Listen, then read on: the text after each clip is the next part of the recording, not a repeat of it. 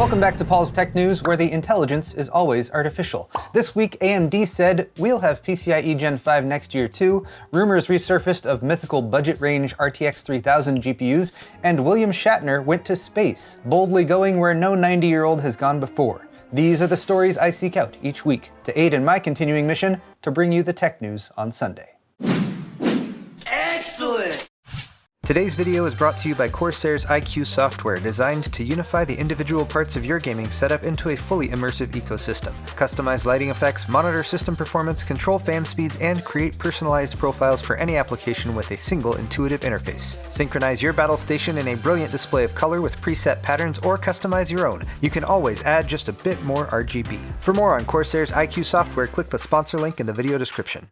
With all the talk about Intel's upcoming Alder Lake CPUs lately, AMD thought it would be a good time to have a little sit down and remind us just how badly they've kicked Intel's ass over the past 5 years. Robert Hollick and John Taylor, AMD's chief enforcers in the marketing department, sat in comfy chairs in the surprisingly cozy abandoned airplane hangar that serves as their evil lair, and dropped some juicy confirmation statements about the AM5 platform expected to launch sometime in 2022. DDR5 support was already in the bag, but Rob and JT have now also confirmed PCI Express Gen 5 support, meaning AMD will quickly be catching up with Intel, who will be introducing that new standard, which doubles bandwidth yet again over PCIe 4.0 to 128 gigabytes per second in a by 16 configuration on the Intel Alder Lake platform, rumored to launch November 4th. We'll also see continued support for AM4 compatible coolers on AM5, despite the switch in socket type from PGA to LGA, which is quite nice. The switch to LGA 1700 with Intel's Alder Lake launch will require an upgrade kit if you want to use a current gen LGA 115X cooler.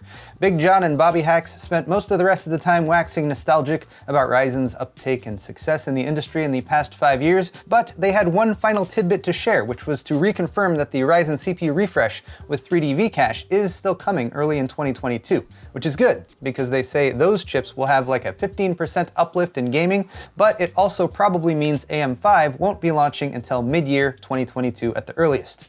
Good talk though, guys. Next, we have a handful of NVIDIA rumors about new gaming GPUs, starting with a new flagship, a better version of the RTX 3090, with a 450 watt TDP, up 100 watts, as well as 21 gigabit per second memory, 10,752 CUDA cores, up from 10,496, and a new 16-pin Molex Microfit 3.0 supplemental VGA power plug that could be a new standard for PCI Express 5.0. Thankfully, if videocards.com's unnamed sources are accurate, NVIDIA won't be calling this the RTX 3090 Super, which would be dumb, but the RTX 3090 Ti, which is much better for some reason. Not really sure why I feel so strongly about that. Anyway, it's rumored to launch not in late 2021, but January 2022, possibly at CES, alongside an RTX 3070 Ti with 16 gigs of VRAM and the resurrected RTX 2060, but with 12 gigabytes of VRAM now. Oh, and they're also launching the RTX 3080 again, but with 12 gigs of VRAM instead of 10, but it's still called the RTX 3080. Oh, and Twitter leaker Kopite7Kimi said the RTX 3050 and 3050 Ti for desktop are now also rumored, which could have between 4 and 12 gigs of VRAM, but no expected launch date. Assuming all these are true though, which you shouldn't because they're just rumors, but still, that's a lot of new GPUs to add to the RTX 30 series product stack, with even more possible VRAM configurations, so there's just no way I'm going to be able to keep track of them all. How can there be no GPUs available and also too many GPUs? As previously mentioned, Intel has some potentially exciting new 12th gen CPUs launching in November. But enough about those. Let's talk about their motherboards. The predictably named Z690 chipset will power high-end LGA 1700 motherboards that pair with Alder Lake 12th gen CPUs. And here's a bunch of AsRock boards. The Z690 Tai Chi, the Z690 Extreme, the Z690 Steel Legend, the Z690 PG Riptide, which I take issue with and will have my lawyers follow up on, and the Phantom Gaming 4 in full size and micro ATX trim, as well as the Pro RS. No specs or details on these boards, just the pictures. Gigabyte's Aorus Master motherboards are typically high quality, as is this picture of the Z690 Aorus Master posted by HW_reveal on Twitter on Thursday. This board looks just packed with features. I like the VRM heatsinks that look like they're actually functional. And there's a semi-transparent window with RGB, which is always a good way to go. And there's this special looking PCIe Gen 5 slot that makes me wonder why it is so special looking. My favorite leaked Z690 photos so far though, are these of the ASUS ROG Strix Z690-i gaming Wi-Fi, complete with a retail box shot and just a slight bit of incidental blurring along the edges of this mini ITX board. It looks like ASUS didn't go mini DTX this time, but they did engage in some tantalizing PCB stacking to wedge more componentry into the tiny form factor. I'm seeing at least one M.2 SSD slot, likely some audio hardware, and some yummy extra USB, fan, and RGB headers that are often in short supply on ITX boards. What would make this PCB sandwich even more delicious? Pickles. All the best sandwiches have pickles. It is known. Speaking of pickles, the bit of a pickle that Windows 11 early adopters with Ryzen CPUs found themselves in last week, you know, where the OS upgrade led to as much as a 15% drop in performance, was in fact made worse by Microsoft's first Patch Tuesday updates since launch a week prior. As originally identified, these issues caused a bug with choosing preferred CPU cores and increased L3 cache latency from 10 nanoseconds to 17 according to Tech PowerUp's testing, but after the Tuesday patch that jumped to 31.9 nanoseconds, more than triple what it should be. IDA64 jumped in with their own testing to confirm, but fortunately AMD and Microsoft seem to have fixes underway which will hopefully actually work this time. The preferred cores bug patch is expected from AMD on October 21st, and the cache latency issue should be resolved by the next Patch Tuesday patch on the 19th. Fingers crossed. On Wednesday, HTC introduced the Vive Flow, a $500 standalone VR headset that uses a few tricks to stay lightweight and accessible, weighing in at only 6.6 ounces with a design that you can put on and take off like sunglasses rather than fitting cumbersome straps around your cranium. You will need to plug in a battery via USB-C, but that can then be tucked into a pocket or clipped to your belt. You also pair the headset with an Android phone and use that as a controller and navigation device. These are big improvements in ease of use, but unfortunately the specs aren't quite up to par with the Oculus Quest 2, its nearest competitor, which also costs $200 less. And those mirrored panels are trying really hard to look like cool sunglasses instead of a clunky VR headset, but not quite pulling it off. But anyway though, pre-orders are open now, and the Vive Flow will ship out sometime in November. And now I have a special segment, Tales from Space! Starting with the James Webb Telescope, the successor to the Hubble telescope. It has been under development since the early 90s and has been delayed multiple times, with the cost ballooning from $1 billion in 2006 to $10 billion in 2019. But it is now one step closer to being launched after making a 5,800-mile journey from Redondo Beach, California to French Guiana on the northeastern coast of South America by way of the Panama Canal.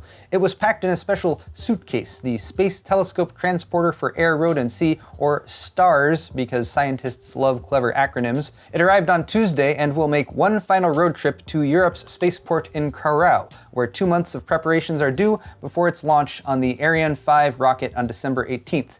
If all goes according to plan, the James Webb Telescope will end up at the second Lagrange point, or L2, of the Earth-Sun system, 1.5 million kilometers or 930,000 miles from Earth, well outside the Moon's orbit, where it will search for light from the first celestial bodies that formed after the Big Bang and study the formation and evolution of stars, planetary systems, and galaxies. I look forward to the glorious revelation of all of the mysteries of the universe. Not all missions to space are created equal, however, and by contrast, the Blue Origin rocket that launched from Texas on Wednesday morning was essentially just shuttling some space tourists to suborbital altitudes, allowing them to experience weightlessness and a spectacular view for about 10 minutes. Notably, William Shatner was on board, aka Captain James Tiberius Kirk of the Starship Enterprise, who at 90 years old became the oldest person to travel to space. Shatner was gifted the trip by Jeff Bezos, who greeted the four-person crew upon their return to Earth and spoke to Mr. Shatner about the experience. Shatner was clearly feeling feelings as he welled up with emotion while describing the flight. He thanked Bezos,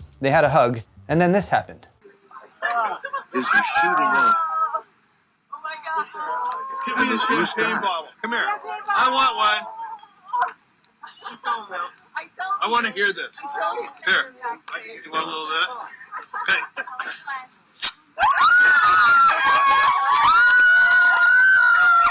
Now, Bezos is a billionaire, and he's probably used to a constant parade of supplicants who entertain him and tend to his every need, so it's somewhat understandable that he lacks social awareness and apparently has the attention span of a coked-up chinchilla. But we've all been there, right? You're standing there listening to a nonagenarian with a legendary tendency towards dramatic pauses, talk about how moving his ride in your penis-shaped rocket was, and suddenly you realize that there's champagne over there that's not being sprayed all over everyone like it's sorority rush week, so you cut the old man off to liven up the party a bit. The groupies liked it. You can always tell that you did the right thing when they go, woo, like that, and no way did you just awkwardly reveal to a sci-fi legend that you're actually just using his status and emotional reaction for your own publicity. More champagne? It's time for tech briefs, and if I move through these quickly, it's probably because I don't want that robot dog to shoot me.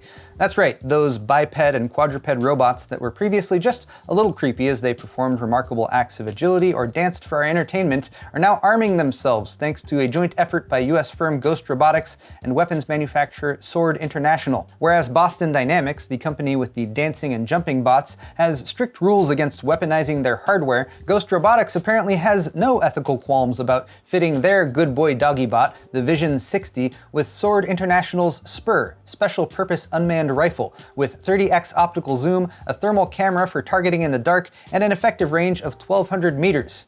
Wait, I think I know what happens next. Please put down your weapon. You have 20 seconds to comply.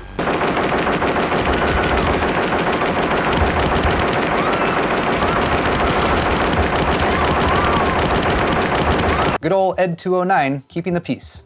Noctua's hardware, by contrast, is typically only lethal to people who are severely allergic to garish color combinations, but thankfully, they're finally releasing their best fan, 120mm A12X25, in all black Chromax trim. It only took them 2 years, but did they wait too long? Similarly designed fans from the likes of Fantex and Thermaltake have proven to achieve similar performance, but I guess we should wait until Steve finally gets the Gamers Nexus fan testing machine delivered, which from my understanding cost him hundreds of thousands of dollars and seems to have taken years to assemble.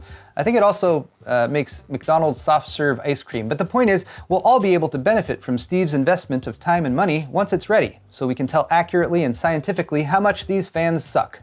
Or blow. Depends on the orientation, I guess. Meanwhile, a special investigation by Reuters revealed that Amazon does shady things, specifically by copying the design of third-party products that sell well, manufacturing knockoffs, and then promoting its own stuff over the competition. We all kinda knew it already, but internal documents from Amazon's private brands team in India now prove it, so I guess they need a stern warning? Bezos already did pinky swear in front of the US Congress in 2020 that this is totally against their rules, so I don't see why we're even talking about this. Look! It's William Shatner in a penis-shaped rocket. Apple will likely be announcing 14 and 16-inch MacBook Pro models at their Unleashed event tomorrow, October 18th, sporting the new M1X chip, a faster, more powerful version of the M1 that supports up to 32 gigabytes of RAM. Power users are hoping Apple adds useful features to the devices like ports and plugs to connect things to them, but I just want to know why they were wearing the leash all this time in the first place. Not meaning to kink shame or anything, I'm just curious. NCASE, maker of very tiny cases, announced that after an 8-year run, their popular M1 Classic chassis will not be restocked. They're not going out of business or anything, it's just time to say goodbye and focus on other products that they have in development. So, if you've got an M1 Classic, it's about to become a collector's item. Resale pricing to the moon! Speaking of a moonshot, Call of Duty has been aggressively promoting their anti-cheat system, Ricochet, designed to protect Warzone and Vanguard players from nefarious cheaters who, let's face it, only do that sort of thing because they're bereft of any redeeming qualities as humans. According to Twitter user AntiCheatPD though, the Ricochet driver code has already leaked and is not that great and will be reversed easily. No official word from Activision on this yet, and it's even possible that red herring code was leaked to troll the developers of pay-to-cheat software, but it's something to keep an eye on if you're a competitive Call of Duty player. And by the way, cheating is bad, okay? Finally, if you like video games but you don't have an up-to-date console or gaming PC to speak of, maybe sign yourself up to directly purchase a PS5 from Sony. They already know that there won't be enough consoles to meet demand this holiday season, so they're taking sign-ups for units that will eventually ship in November. It's not ideal, but the continuing shortages aren't likely to let up in time for the holidays, so it's a better option than paying scalper prices, and it's a lot less than a decent mid-range gaming PC will cost you right now. Best of luck to those who sign up. And there you have it, guys, tech news for the week, blended into a viscous slurry for easy digestion. Your feedback is always welcome, of course, so please feel free to leave me a comment down below. While you're down there, all the articles I talked about are linked in the description if you're interested in further reading, and you can click the like button if you enjoyed this video, check out my store at paulshardware.net for a selection of excellent merchandise options, and subscribe to my channel if you'd like to see more videos like this one in the future. Thanks again, everyone, and we'll see you next week.